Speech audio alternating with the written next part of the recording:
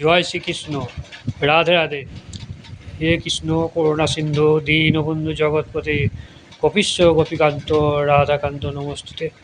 আজ আমি শ্রীমদ্ ভগবদ্গীতার তৃতীয় অধ্যায় কর্মযোগের 24 এবং 25 নম্বর শ্লোক আপনাদের পড়ে শোনাচ্ছি। গতকাল পর্যন্ত 23 নম্বর শ্লোক আপনাদের পড়ে শুনেছি। তার আগে আমার এই গীতা কথা চ্যানেলটিকে অতি অবশ্যই যেন সাবস্ক্রাইব করবেন, তাহলে আপনারা পুরোটাই 18টি অধ্যায় পুরোটাই আপনারা শুনতে পাবেন, সমস্ত শ্লোকগুলি। 24 নম্বর শ্লোক, শ্রী শিল প্রভুপাদের গীতার গান। ফল এই হবে সবাই উচ্ছন্ন যাবে, আমার দর্শিত পথ দেখার অভাবে। বিধি আর কিছু নহি রবে ধরা তলে, বিনষ্ট হইবে এই প্রজারা সকলে। আমি যদি কর্ম না করি তাহলে এই সমস্ত লোক উৎপন্ন হবে। আমি বর্ণসংকর আদি সামাজিক বিশৃঙ্খলার কারণ হব, তার ফলে সমস্ত প্রজা বিনষ্ট হবে। তাৎপর্য অর্থাৎ বিশ্লেষণ। বর্ণসংকর হওয়ার ফলে অবাঞ্ছিত মানুষ সমাজ ভরে ওঠে এবং তার ফলে সমাজে শান্তি এবং শৃঙ্খলা ব্যাহত হয়।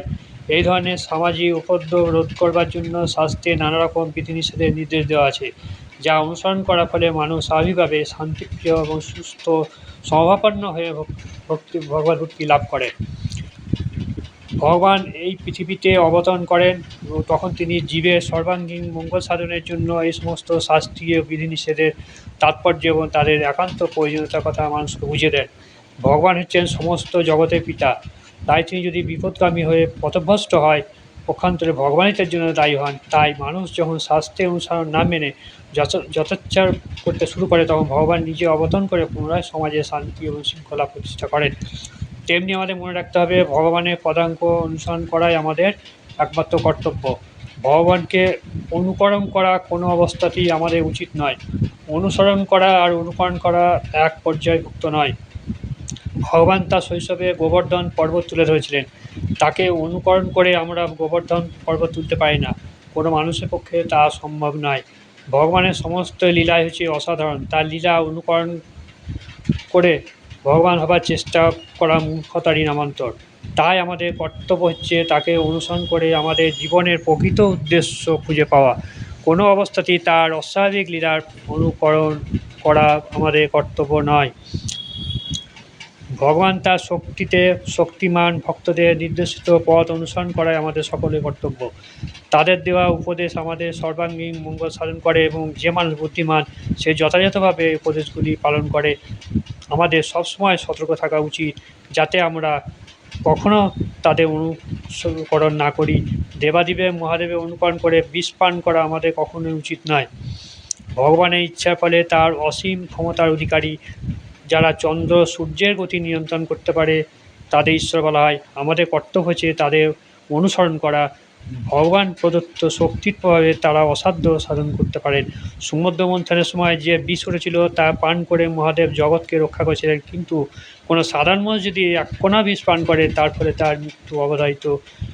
কিছু মূর্খ লোক আছে যারা নিজেদের মহাদেবের ভক্ত বলে পূজা করে মহাদেবের বিষ খাওয়ার অনুকরণ করে গাঁজা ইত্যাদি মাদকদ্রব্য পান করে। তারা জানে না যে এর মাধ্যমে তাদের মৃত্যুকে তারা ডেকে নিয়ে আসছে। তেমনি কিছু ভক্ত কৃষ্ণ ভক্তকে দেখা যায় যারা নিজেদের ইন্দ্রিয় তৃপ্তি করবার জন্য ভগবানের অতি অন্তরঙ্গ লীলা রাসলীলার অনুকরণ করে। তারা ভেবে দেখে না যে ভগবানের মতো গোবর্ধন পর্বত তোলার ক্ষমতা তাদের নেই। তাই ভগবানকে অনুকরণ না করে তাকে অনুসরণ করাটা হচ্ছে আমাদের কর্তব্য। আমাদের শিক্ষা দেবার জন্য ভগবান যে সমস্ত উপদেশ দিয়ে গেছেন তা পালন করলেই আমাদের পরমার্থ সাধিত হবে। কিন্তু তা না করে যদি আমরা নিজেরাই ভগবান সাজতে চাই তাহলে আমাদের অধঃপতন অবধারিত। আজকের জগতে বহু অবতারে দেখা মেলে লোক ঠকাবার জন্য অনেক ভণ্ড নিজেদের ভগবানের অবতার বলে পূজা করে, কিন্তু সর্বশক্তিমান ভগবানের সর্বশক্তিমত্তার কোনো চিহ্নই তাদের মধ্যে দেখা যায় না।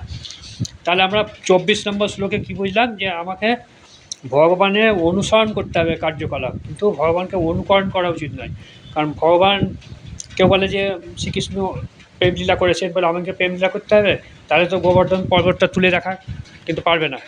তেমনি মহাদেব তো সমুদ্রে মন্থনের সময় বিষ পান করেছিল, তার সমুদ্রের মধ্যে বিষ পান করে দেখা, তো বিষ পান করলে তো মরে যায় মানুষ। কিন্তু মহাদেবে কী করছে, যেহেতু মহাদেব বলতে গাঁজা খেতে বলে গাঁজা খাওয়াটা দেখায় অনেকে যে মহাদেবের গাঁজা এটা, তাহলে কিন্তু সে কি এই গাঁজা এবং মাদকদ্রব্য খেলে পরে কী হবে, শরীরে অনেক ক্ষতি হবে, কিন্তু মহাদেবের কাছে সেগুলো কিছু না, তারা তো ভগবান এগুলো। সেই জন্য বলছে যে এই পর্বে যে ভগবানের পথটা অনুসরণ করতে হবে, অনুকরণ করলে হবে না, অনুকরণ করলে তার মৃত্যু অবধারিত। যেমন তেমনি কৃষ্ণ ভক্তকে দেখা যায় যারা নিজের ইন্দ্রিয় তৃপ্তি করবার জন্য অন্তরঙ্গ লীলা ও রাসলীলা অনুকরণ করে। কৃষ্ণ ভক্তরা অনেকে এরকম করে, তারা ভেবে দেখে না ভগবানের মতো গোবর্ধন পর্বত তোলা, তা গোবর্ধন পর্বত তুলতে পারবে, রাসলীলার মতন তো প্রেম লীলা করতে পারবে সবাই, হ্যাঁ, কিন্তু ভগবানের মতো গোবর্ধন পর্বত তুলে রাখা কেউ, সেখানে বলছে অনুসরণ করতে বলছে, অনুকরণ নয়। 24 নম্বর শ্লোকে এটা হচ্ছে মূল বক্তব্য, যে ভগবানের সঙ্গে ভগবানের সেবা করলে ভগবানকে সেবা করুন, ভগবানের পথ অনুসরণ করে চলুন, অনুকরণ কোন সময় নয়। 25 নম্বর শ্লোক, শ্রী শ্রী প্রভুপাদের গীতার গান। বিদ্যানের যে কর্তব্য অবিদ্যান সম ব্যাহত আসক্ত হয়ে কর্ম সমাগম, অন্তরে আসক্তি নাই লোকের সংগ্রহ, বিদ্যানের হয় সেই কর্মেতে আগ্রহ। অনুবাদ, হে ভারত, অজ্ঞানীরা যেমন কর্মফলের প্রতি আসক্ত হয়ে কর্তব্য কর্ম করে, তেমনি জ্ঞানীরা অনাসক্ত হয়ে প্রকৃত পথে মানুষকে পরিচালনা করার জন্য কর্ম করে। তাৎপর্য, কৃষ্ণ ভাবনায় ভক্ত, কৃষ্ণ ভাবনা বিমুখ অভক্তের মধ্যে পার্থক্য চেয়ে তাদের মনোবৃত্তি পার্থক্য। কৃষ্ণ ভাবনায় মানুষের সমস্ত কর্মই কৃষ্ণ ভাবনের দ্বারা উদ্ভূত, ভগবানের সেবা করা ছাড়া কোনো কর্তব্য কর্ম তিনি করেন না। অবিদ্যার অন্ধকারে আচ্ছন্ন মায়ামুক্ত জীবের কর্ম আর কৃষ্ণ ভাবনাময় মানুষের কর্মকে অনেক সময় আপাতদৃষ্টিতে একই রকম মনে হয়, কিন্তু মায়াচ্ছন্ন মূর্খ মানুষ তার সমস্ত কর্ম করে নিজের ইন্দ্রিয় তৃপ্ত করার জন্য, কিন্তু কৃষ্ণ ভাবনের মানুষ তার কর্তব্য কর্ম করে শ্রীকৃষ্ণের তৃপ্তি সাধন করবার জন্য। তাই মানব সমাজে কৃষ্ণ ভাবনের মানুষের অত্যন্ত প্রয়োজন, কারণ তারাই মানুষকে জীবনের প্রকৃত গন্তব্যস্থলের দিকে পরিচালিত করতে পারে। কর্মবন্ধনে আবদ্ধ হয়ে জন্ম মৃত্যু জড়াবেদির চক্রে জীব পাক খাচ্ছে, সেই কর্মকে কীভাবে শ্রীকৃষ্ণের চরণে অর্পণ করা যায় তা কেবল তারাই শেখাতে পারে। এখানে 25 নম্বর শ্লোকে আমরা কী দেখতে পেলাম?